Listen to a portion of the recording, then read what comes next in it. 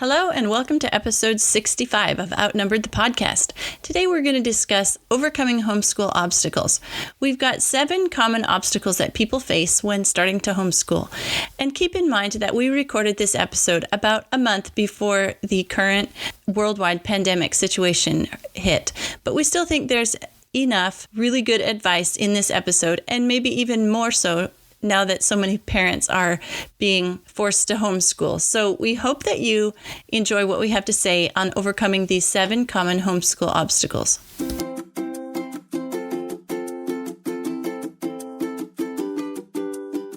Hello and welcome to Outnumbered the podcast. I'm Bonnie.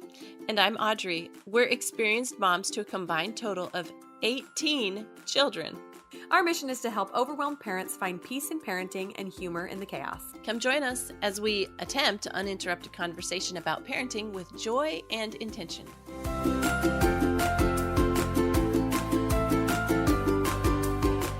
Hey guys, welcome back. Today's episode, we are talking about homeschool, and this is one of our favorite topics, so we hope you guys like it too. This is not just for people who are currently homeschooling, but it is for anyone who has maybe felt the nudge and not gone through with it because of all the many obstacles they see in their way, right?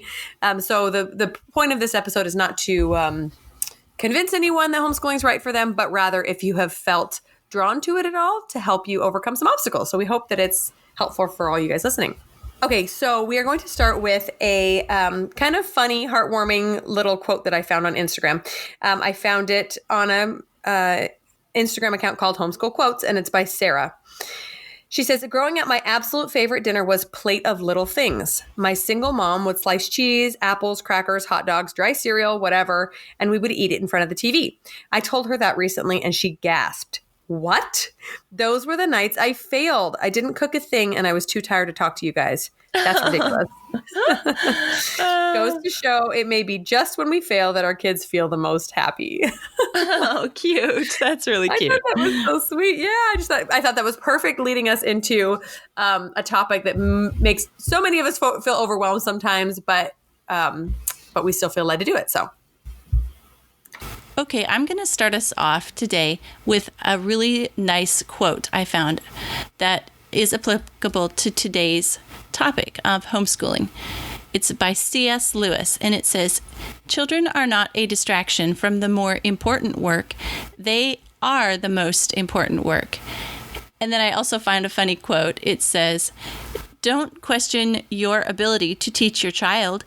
Question putting your child into the same institution that left you questioning your ability to teach your child."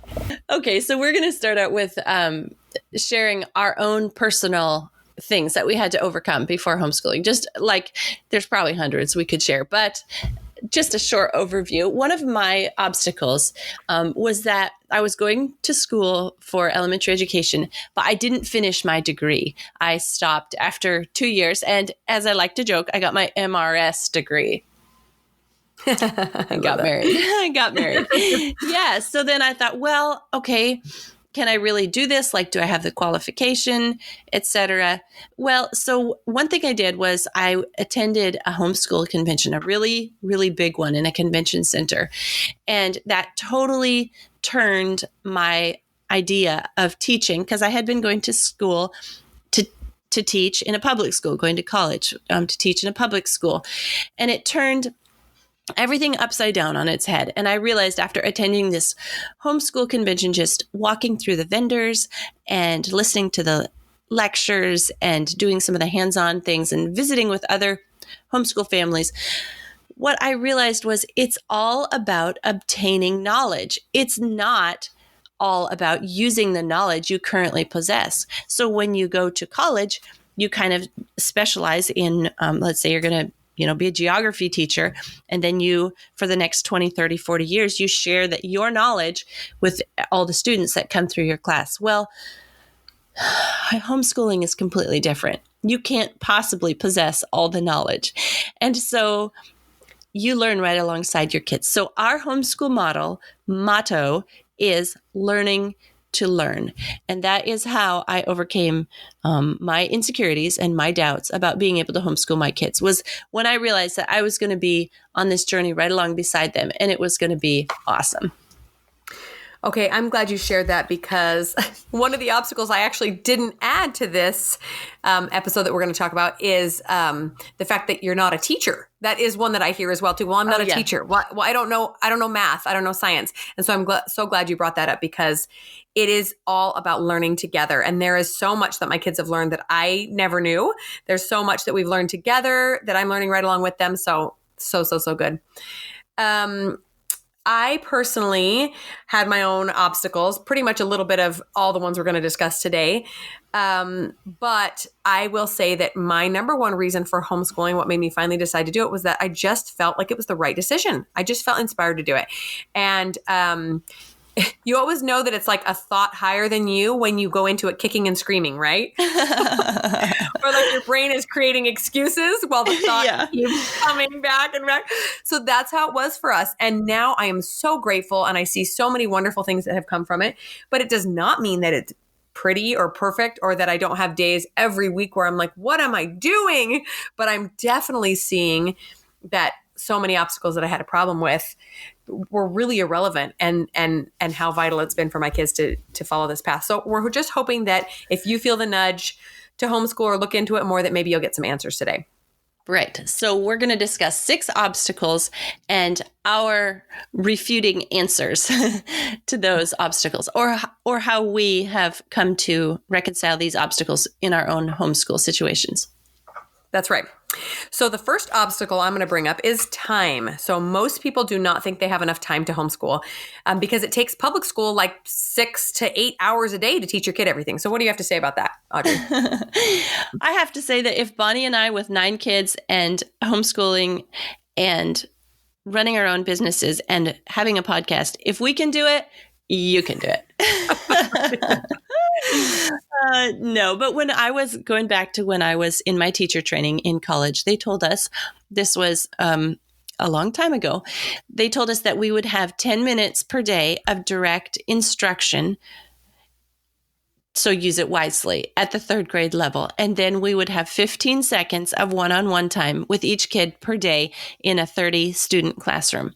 So take advantage of it. And so sometimes, some days when I'm having, a really off day, or I've got to run errands or whatever, I think, well, at least I gave my kids 10 minutes and 15 seconds. So they're good. They at least got a public school education today. Excellent point. But if you are familiar with any homeschool kids, you realize that most homeschool kids are ahead of their peers. And this is because that student-teacher ratio is so much smaller, and there's less disruptions, even when there's 8 other siblings running around. And so they're getting more education in a shorter amount of time. And then the final answer I have to this obstacle is that we know a dad who homeschooled his kids after work from kindergarten all the way through high school. And he went and worked a very intense job, 8, 9, 10 hours a day. And then he would come home and homeschool his kids in the evenings and weekends. So if he can do it, you can do it. Wow, that's incredible. I love that. That just gives me chills. Yeah. Wow. Yeah. And my thought about this is that we have so much more time one-on-one with our kids, or in small groups, than they would ever have in a classroom of 20 to 30 kids, that we are able to focus on the essential things that we want our kids to learn. They don't waste time waiting in line, waiting for other kids to catch up, waiting for people to pay attention, waiting for the bus. So much of the time they spend away from home and school is wasted. It's not on education at all. So I actually have several blog posts about homeschooling, and I'll link to all of them at the bottom, but one of them is about the biggest gift that homeschooling has given us. And I'll just tell you now, the spoiler alert is that biggest gift is the gift of time. I really feel like we have so much more time in our schedules than all my kids' peers who go to school, because of everything I just mentioned. We just stay home and are able to get a lot of things done. Agreed. That I couldn't agree more. Plus the flexibility of the schedule. You can take vacations when you want. Right. You can choose to go to Disneyland when everyone else is not on spring break and et cetera. So the flexibility of time is such a beautiful thing about homeschooling. Yeah, and along those lines, I just had to mention that you can follow the ebb and flow of your family, right? Like when I had twins, many people asked if I was going to put my kids in school so that I wouldn't have to deal with newborn twins and these little kids, and I thought, no, because then I have to wake up early and pack lunches. No, thank you. So instead, we stayed home, and we did not get any traditional schooling done that year. I can attest to that. But we learned a lot about babies, and we learned a lot about caring for mom and all of the other things that were essential that year.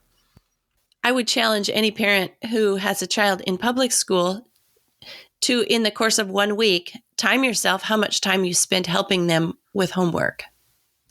Mm-hmm. And you'll realize how much time you do spend helping your children with their education. Okay, obstacle number 2 is my kids would never listen to me. What do you have to say to that, Bonnie? My kids don't listen to me either. This one always makes me laugh a little bit because I'm like, oh boy. Yep, we deal with that too. So much so. And we're going to talk a little bit about the patience aspect of this soon. But I just have to say that teaching and learning is just life, right? So me as a parent, I understand my kids better than anyone else in the world will. Simply because I'm their parent and I've lived with them since day one and I understand them, right? So a stranger would almost never be more qualified to teach them. And the trick is to, instead of acting as a public school teacher would, which is do this, do X, Y, and Z and bring it back and you get graded. Because my kids don't listen to me like that. But instead, I try to inspire them to learn the things that I want them to learn. So this is so huge. It's at the crux of all learning. Every child has to eventually figure out that they want an education, right? You might be able to shove some things down their throat here and there, but by the time you get to college, if you don't want an education, you're not going to go to college, right? Yeah. So the earlier kids can learn this, the better and more well-rounded education they will get, regardless of where they are. But unfortunately, I think that school often does a lot of the work for them. And so they come to this realization later on in life. Whereas homeschool kids, I cannot force my child to do things they don't want to do. Whereas a teacher might be able to because they have this different authority, right? And they have grades hanging over their head, right? So instead, I have to teach my child responsibility early on or else he won't get an education. And I think that's pretty healthy. I'm actually really grateful for that, even though it takes some kids a long time to figure it out. Yeah. I would ask someone who said my kid would never listen to me. I would say, well, do they ask you for homework help? And then do they take your advice and listen to your answers? So maybe they are listening to you. But then going back to what I said about our homeschool motto being learning to learn. If you're learning right along with them, the source of knowledge is not you. So they're not listening to you. They're listening to the author of the book or the writer of the curriculum. And it makes the pill a little easier to swallow if the knowledge isn't coming from mom, it's coming from outside of mom. And, this renowned scientist wrote this book about chemistry, and why wouldn't they listen to them, right? Right, exactly. And then that leads us right into the obstacle number 3 that I alluded to, which is I could never have the patience to homeschool. So what do you think about that, Audrey? Well, I didn't have the patience to homeschool either. And some days I still don't. But I'm learning that patience isn't something you have or you don't have. It's a learned behavior. So if I want to be patient with my children in the future, I have to start practicing patience with my kids today. So it means maybe a little 10-minute session with them where I am extremely patient. And then it might mean 10 or 15 minutes where they play outside and I take some deep breaths and drink a little sip of something nice that makes me feel better. And then we come back and do it again and practice again. I don't believe patience is something that because I don't have it today, I can't have it tomorrow. I feel like this is something that I have to learn every day to be a little more patient. So if you don't have the patience, learn it. Yeah, that's kind of the point of life, right? Is to improve and constantly be better. Right. when people bring up this obstacle, I have to be completely honest, it makes me feel really stressed out, because then I compare myself to the example, the best example of patience I've ever seen. And I fall so short that I think, oh, well, maybe I shouldn't be homeschooling. I yell at my kids all the time. I get impatient and they don't do what I want, etc. But like you said, being separated from them is not how I practice patience. I practice patience by being with them day in, day out. And Audrey and I talk a lot about self-care. And when you homeschool, this must be number one, because your patient's getting tested day in and day out all day long. You have to take care of yourself or you'll go crazy. And so that's something that we have developed. We have, office hours and walks we take alone, and, hiding in closet or whatever it takes to take care of ourselves, so that we are fully present when we're with our kids practicing these skills to develop patience. It's not easy, but I'm so grateful for the skills that I've learned by being with my kids all the time. And I'm not saying that you can't develop those skills if your kids go to school, but I just think that it is such a trial by fire kind of a thing, like you're all in it together. Let's figure this out. Let's work it out. And you have so many more experiences to develop wonderful skills together. I think that the purpose of families is to develop these skills. We're put together to learn and grow together and to stretch each other. Expensive chocolate, Bonnie. It all comes down to expensive chocolate. Yep, I got some of that too. Self-care time. You just nibble, reward yourself with a little expensive chocolate, and it's all good. Oh, no, seriously. Going on to obstacle number 4. I don't have the energy to be a mom and a teacher to my kids. What do you say to that, Bonnie? Well, I think we alluded to this earlier too. I think we need to stop thinking about school as anything separate from just life and parenting in general. Right? We don't, if we're stay-at-home moms with young kids, we don't separate our day into, well, this is discipline time right now. And now this is showing love time. And now, it's just all part of motherhood. Sometimes they need discipline, and sometimes they need an extra dosage of love. And sometimes they need some playtime outside, and sometimes they need to be independent. That's just life. And when I started to, when I got this and started to see school as life, like the school of life, is that when we're gardening, we're learning about the plants in our yard, and we're learning about dirt, and we're learning about worms. And when we're cooking, we're learning about fractions, and we're learning about chemistry and all these other things. It just kind of blew the lid off what I thought homeschooling was. And it's been so much more pleasant ever since then. Yeah. I would ask somebody who says they don't have to be the energy to be a mom and teacher to the kids. I would say, well, what are you using your energy for? And how can you manage your energy better? Okay. So here's the time I'm going to refer to the Live Free Creative podcast in this episode. She has a really good episode. We'll link to it in the show notes, all about energy management. So what are you using your energy for, and how can you preserve it? What better purpose could you use it for than to help your child with their future? So in my opinion, teaching doesn't take much more energy than helping with homework. And I have heard from my friends who kids go to public school, how much time they spend helping their kids with homework. And it is hours a night.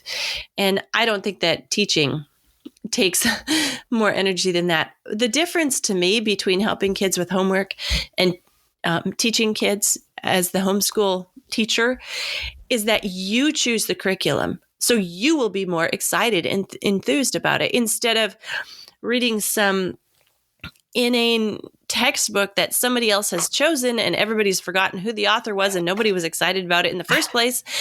You get to choose the curriculum. So you're going to be excited about it and you're going to get enthused in it. And like I've been saying this whole episode, you're going to be learning right along beside them. So I agree completely, with what you said, that everything is learning. Everything you do can become learning. And the difference is that you will be excited.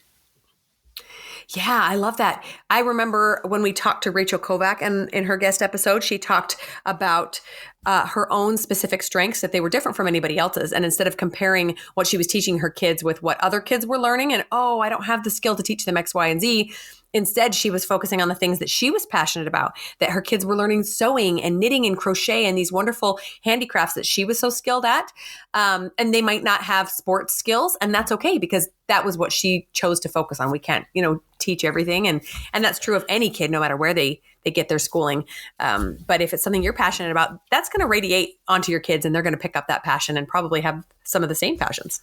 Yeah, I remember what she was saying too, and how that really struck a chord with me. Okay, so obstacle number 5, we do not have the money to homeschool. We don't have the money for books or other resources. What think ye? Well, our most popular episode is how to afford kids. So I know a lot of people are looking for this kind of information. But if you listen to the episode on how to afford kids, that's the same way all those things apply to how to afford homeschooling. So you make it work because it's your priority. But there's so many ways that you can homeschool on a dime, as the saying goes. There's the library. And if the library in your town is small, try the library in a next bigger town and make a once a month trip and stock up. And we did that for years. The library was our biggest source of books, whatever we were studying. Civil War, okay, we go and stock up at the next bigger town. And yeah, when you are buying books and supplies, don't look at the cost and think about, wow, I'm spending $130 on a microscope for one kid. No, actually, I have 10 kids or 6 kids or 4 kids. And so divide that among 4 kids. And it's actually really not that expensive once you factor in using it across multiple children. That can be a way to help rationalize spending money on homeschooling. Find other homeschoolers and share resources. We go through history on a 4-year cycle. And so the other 3 years that we're not studying, I'd be delighted to loan those out to people and have them come back in because they're just sitting in a box in the basement while we're going through the other years. And I'm sure every homeschooler is the same way, that they have years, ages, curriculums, things they're not using. Or you can share a microscope, or you can share, there's lots to share. And then I did want to share, there's tons and tons of free online resources, but I wanted to share one specifically. It's called Khan Academy. Do you guys use Khan Academy at all? Yes, we love it. It started out just math, and then he added in science, and then he added in a whole bunch of other curriculum areas as well. It is an incredible resource. And I still cannot believe that it's free. Like, he's got a donate button, but I cannot believe the amount of good information that is just free on his website. It's videos for math. So it's like a teacher teaching. And anytime, like, we don't use Khan Academy exclusively for our math, but anytime my kid is struggling with a concept, I send him to Khan Academy so they can hear it maybe in a different way than I'm teaching it, and it'll click for them. So definitely highly recommend Khan Academy, not only because it's free, because it's really, really good. Yeah, it totally is. I'm blown away that it's free too. I'm like, I love this day and age that we live in. It's amazing. It's amazing. I love all your resources too. And I have to just say right at the outset that right now, the time of life that we live in is the information age. So if you've studied the industrial age and all those other historical ages, technological age, whatever, this is the information age, which means that we have unlimited information at our fingertips. And sometimes we get a little jaded and we forget that this is not normal, right? This is not, no people in the history of ever have had anywhere near even like a tiny fraction of the information that we have accessible to us on our computers and in our pockets. It's amazing. Yeah, I think you'd have to say that it would be impossible for one person or even one family or one homeschool to ever conquer all the information that's out there. Oh, yeah. Absolutely not. Never, ever, ever. And so think about the difference between sending a kid to a classroom with one teacher and one brain shoveling out knowledge for these kids to absorb, versus your kids going out and finding the information for themselves amidst this just smorgasbord of information. There's so much. I just want to piggyback on yours, the sharing of the resources. Just about every town in America has homeschoolers in it. And homeschooling communities love to share resources. So there are people that like to lend them out. There are homeschool book swaps. So we've been to lots of those where we bring curricula or classics or whatever that we're not using anymore, and we swap them around. There are also schools, specifically charter schools. I've heard of charter schools that are willing to allow you to borrow supplies just like a library. So a friend of mine does this. She lives in Utah, so that's something to look into. There are also very often scholarships or state appointed funds for homeschoolers if you're not using the public school system. So there are so many resources out there if you just go looking. We personally use public libraries a lot. We use ebooks a lot, which are great because they never get banged up and they never get lost and they never get torn, and kids can just, you just pass them down to the next kid. Wikipedia. And do you remember the time when people came door to door, Audrey, and tried to sell encyclopedia sets? Like, we're dating ourselves here, but yeah, you used to have to buy a set of 15 to 20 books as big as the Bible, each of them, to learn anything. And now you just turn your computer on. So I just feel like it can be done so inexpensively if we really search for resources. And we absolutely can spend money on supplemental supplies. There are so many cool science kits and art supplies that you can buy for your kids, but we absolutely do not have to if we're trying to do it affordably. Yeah, we could probably do a whole episode about how to afford homeschool. Yeah, that's true. Maybe we should. Okay, so the last obstacle we're going to talk about today is number 6. My mom, neighbor, friend, husband, fill in the blank, thinks I'm crazy and couldn't pull it off. What do you think, Bonnie? I like this one because I don't know a single homeschooler who has not encountered some sort of resistance from friends or family members, and very often from a spouse, which is tricky because, you got to actually listen to your spouse when it's their kids too. But I just have to say that by their fruits, ye shall know them. So if you are struggling to decide about homeschooling, or you feel strongly about it, but your spouse is struggling, then I would recommend meeting some homeschoolers, finding some in your community. This was a big one for me because, like I said, I felt inspired to do it, but I had my hesitations. So I went to a homeschooling conference just right at the beginning of our journey, and I sat in a room with a panel of teens, young adults who'd been homeschooled.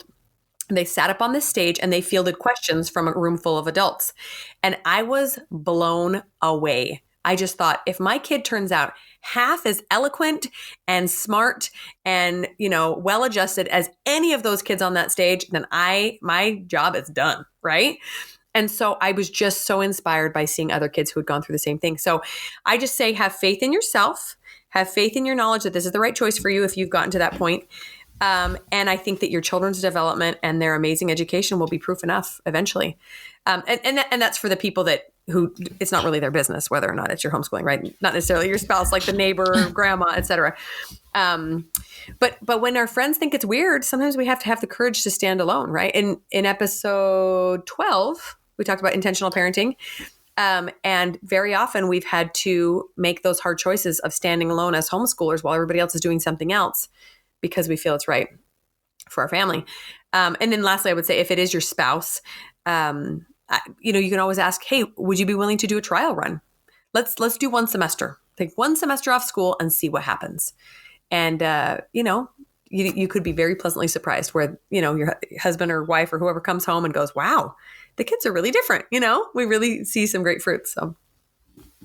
All right. My advice is pretty similar. I think all your ideas are really great.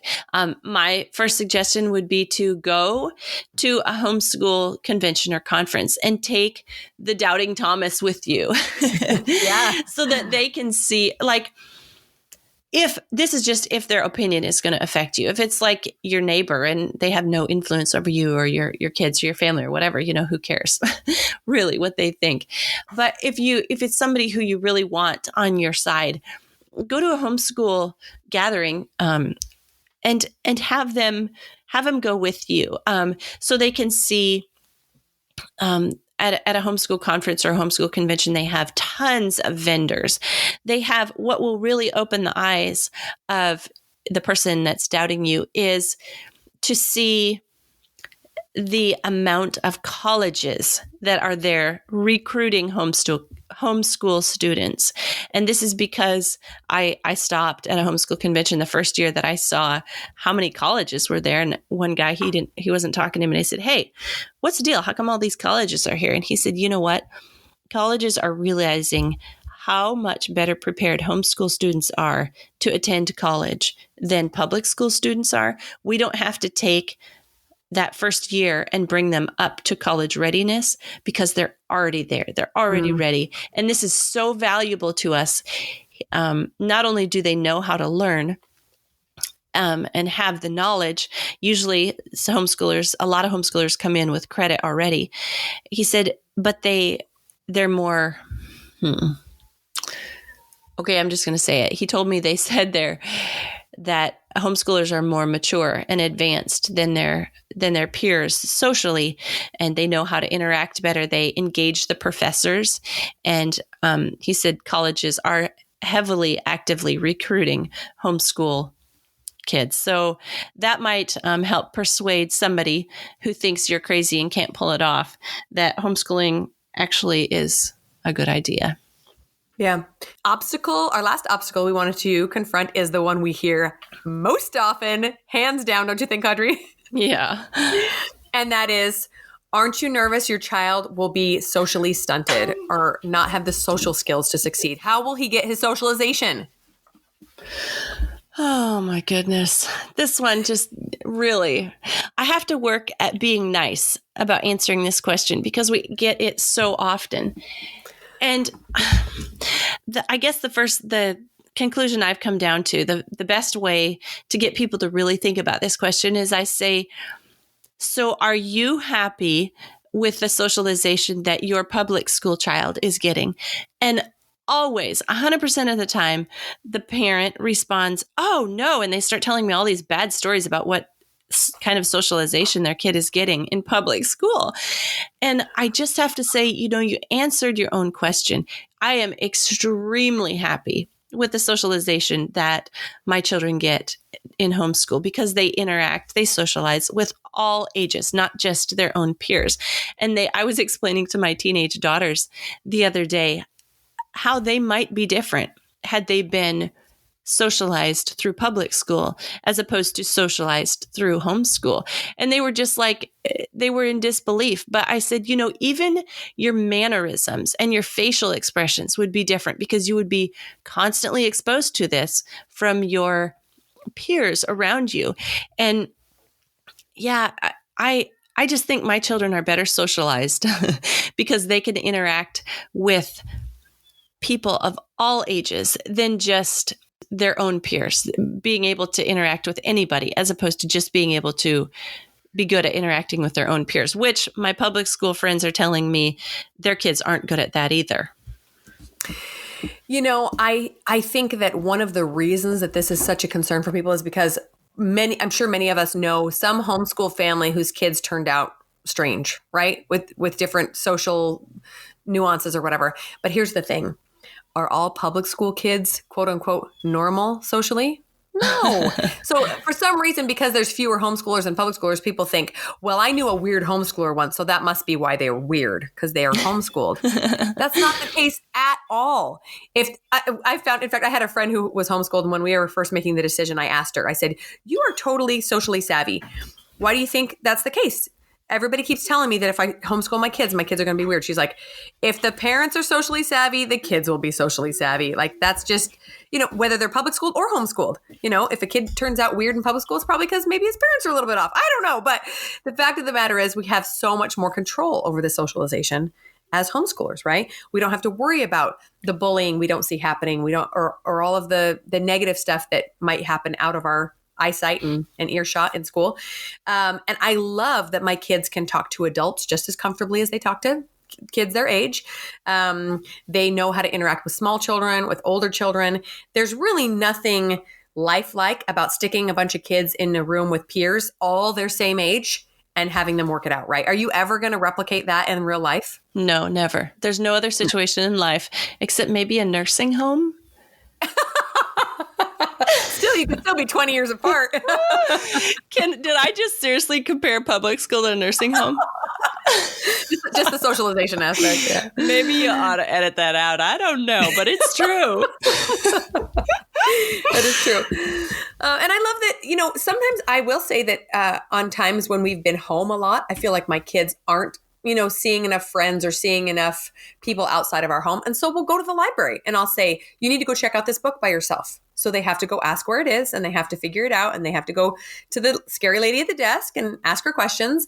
Or I'll say, I'm going to drop you off at somebody's house. You're going to go knock on their door and ask if their kid can play.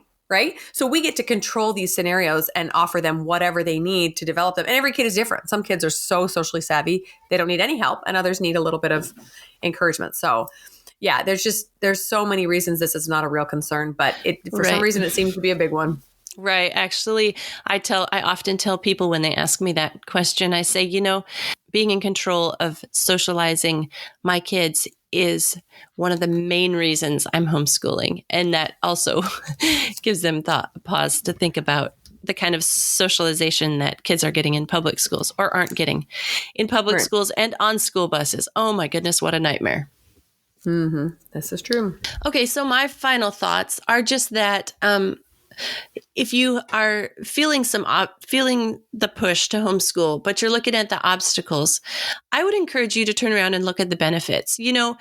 Mostly in this episode, Bonnie and I have focused on the positives about homeschooling. We haven't really discussed a lot about the negatives of public schooling, but we've focused so much on the positives of homeschooling because there are so many and it's such an amazing thing. And so if you are focusing on the obstacles, and they're real, we get asked them a lot, but if you're focusing on the negative and on the obstacles, maybe it's time to turn around and focus on the positive and what it could do for you.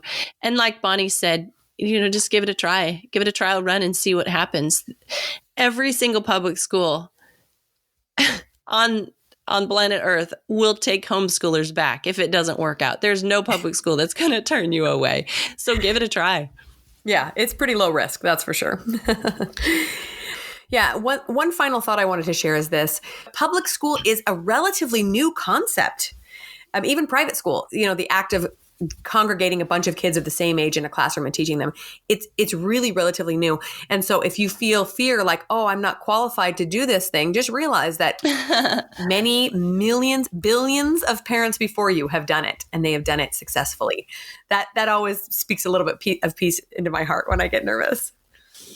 So we are going to include some resources that we talked about already in the episode, but in addition to those, I'm going to add 2 blog posts that I wrote several years ago about homeschool.